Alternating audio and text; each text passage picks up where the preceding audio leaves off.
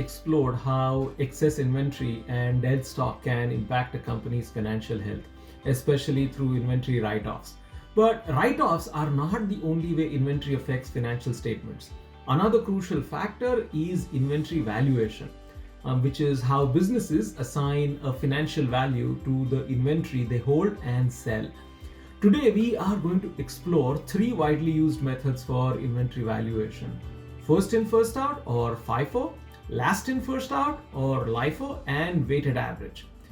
So now, why does inventory valuation matter so much? Well, how you value your inventory directly influences cost of goods sold, or COGS, and hence the profitability of business and its tax obligations.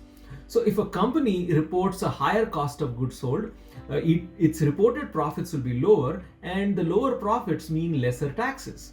On the other hand, a lower COGS increases reported profits, which would lead to higher taxes. So the next question would be, why are inventory methods not standardized? Well, let's look at a few real-world examples to understand the need for different valuation methods. Imagine a fuel storage tank. You keep adding fuel on top of the old, and the mixture blends together. When you withdraw fuel, you are essentially using a weighted average cost approach, because you can't separate the old fuel from the new, and the total value of the fuel is averaged across all the units. Now, picture a grocery store where cartons of milk are stacked with the newest cartons placed behind the older ones. When a customer picks up a carton, they essentially take the oldest one from the front.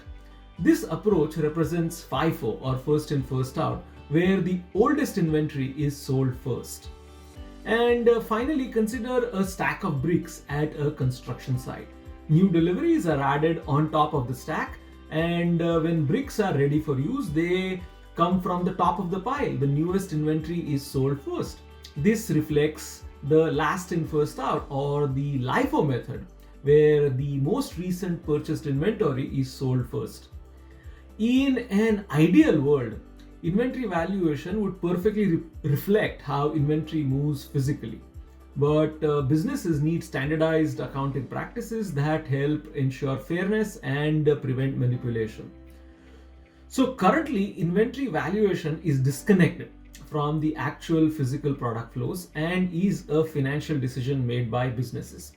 And now, before we dive into an Excel demonstration where I'll show you exactly how inventory values using FIFO, LIFO, and weighted average, I want to explain the concept of weighted average so that you can follow along when we get to the calculations. Imagine you have 20 units of a product, and you purchase them for $3 each. Later, you buy 25 more units for $4 each. To calculate the weighted average cost, you need to determine the total value of inventory and divide it by the total quantity. The total value of the inventory would be 20 units multiplied by 3, which equals $60, plus 25 units multiplied by 4, which equals $100. Adding this together gives us a total value of 160. Now, the total quantity would be 20 units plus 25 units, giving us a total of 45 units. To find the weighted average cost per unit, we divide the total value of $160 by the total quantity of 45 units. That gives us a weighted average cost of approximately $3.56 per unit. The simple calculation gives you a sense of how weighted average cost works. When we switch to Excel, you'll see how it plays with a larger data set along with FIFO and LIFO. Now let's move into the Excel demonstration where I'll walk you step by step through the calculation for all three methods. See you there.